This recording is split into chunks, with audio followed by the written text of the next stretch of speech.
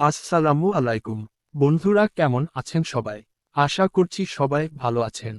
আজ আমি আপনাদের সাথে সুন্দর একটি ইসলামী গল্প শেয়ার করব, যেটা আপনাদের সবাইকে ইসলামী জীবন যাপনের জন্য অনুপ্রেরণা যোগাবে। তো বন্ধুরা, আর কথা না বাড়িয়ে চলুন শুরু করা যাক। বিসমিল্লাহির রাহমানির রাহিম। গল্পের নাম একটি খেজুরের বীজ। একবার এক বৃদ্ধ লোক রাসূলুল্লাহ এর কাছে এসে বললেন, ইয়া রাসূলুল্লাহ, আমি একটি খেজুর গাছ লাগাতে চাই, কিন্তু আমি তো বৃদ্ধ, হয়তো জীবিত থাকব না যখন এটি ফল দিবে। রাসূলুল্লাহ মুচকি হেসে বললেন, তুমি যদি খেজুর গাছ লাগাও, হয়তো তুমি ফল খেতে পারবে না, কিন্তু অন্য কেউ খাবে, আর তুমি তার সওয়াব পাবে। বৃদ্ধ লোকটি খুশি হয়ে খেজুরের বীজ রোপণ করলেন। বছর কয়েক পর সেই গাছ ফল দিতে শুরু করল।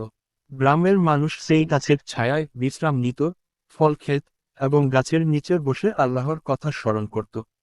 লোকটি মারা যাওয়ার পরও সেই গাছ থেকে মানুষ উপকার পেতে থাকল, আর তার আমলনামায় সওয়াব জমা হতে থাকল। Dash dash dash. বন্ধুরা, আসুন দেখি এই গল্প থেকে আমরা কি শিক্ষা পেলাম। নেক কাজের ফল কখনোই হারায় না, ইভেন যদি আমরা তা নিজের চোখে না দেখি।